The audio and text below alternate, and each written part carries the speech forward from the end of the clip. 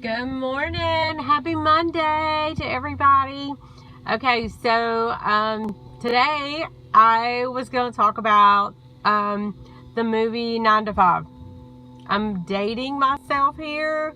How many people know the movie I'm talking about, 9 to 5? Okay, so if you haven't, it was made ages ago and it's hysterical. But anyway, there's a lesson in there, and it's not about, tying your boss up, and that we won't go there.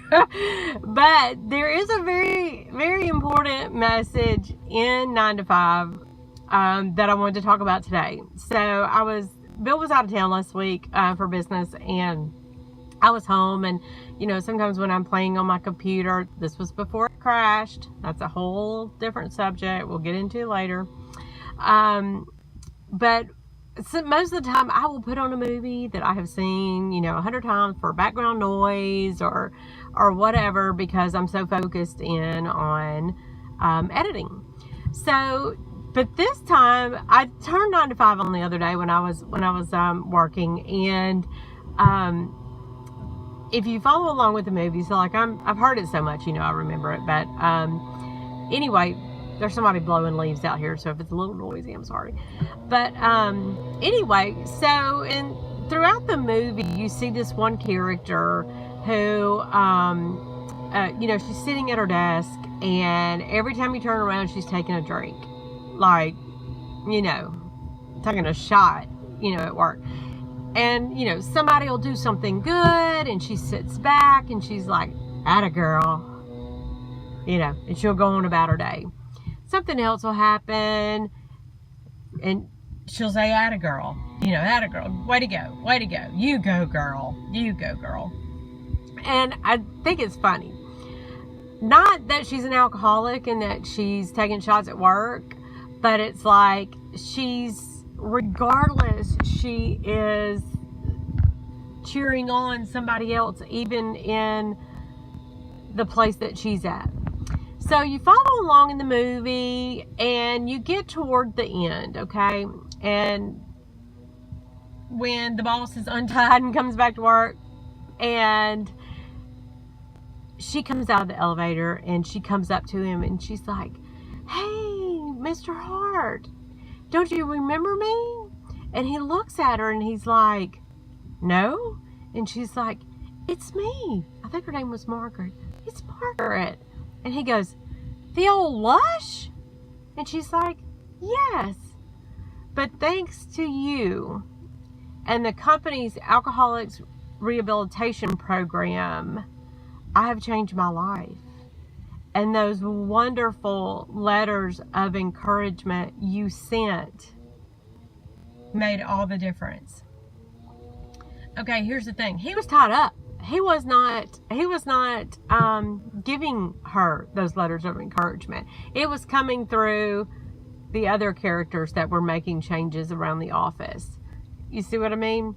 So it was the letters of encouragement, the program that was started by the company that helped her overcome something that was personal to her. To me, it's such a powerful message if you really, really think about it, is that, number one, there was an action. There was a program that was put in place by her company to help her overcome and deal with an issue that she was dealing with. But one of the things that made it even more successful was having somebody that believed in her. And I think so much about things that have happened in my life, challenges that I've overcome that, a lot of people don't know about me. But it's taken somebody somewhere in my life that has believed in me for me to be able to overcome, or to get past, or to let go, or to rise higher, or to make a change. Sometimes we just need somebody to believe in us, and sometimes we need to separate ourselves from negativity people who are going to bring us down. I have heard, recently in a lot of training that I've been doing on ways that I'm improving myself, is surround yourself by people who lift you up, not bring you down to where they are. And I think that is a lesson that we all need. We all need to hear it. We all need to let that absorb into us, that it's okay to let somebody believe in us.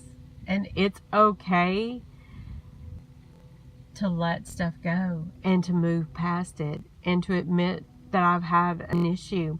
Because if you surround yourself constantly by people that are not improving their life and not growing, and they're okay being settlers to settle wherever they are in whatever aspect it is, maybe it's time to separate and get around some people that believe in you and know without a shadow of a doubt whatever you're trying to conquer or whatever you're trying to do, it's doable.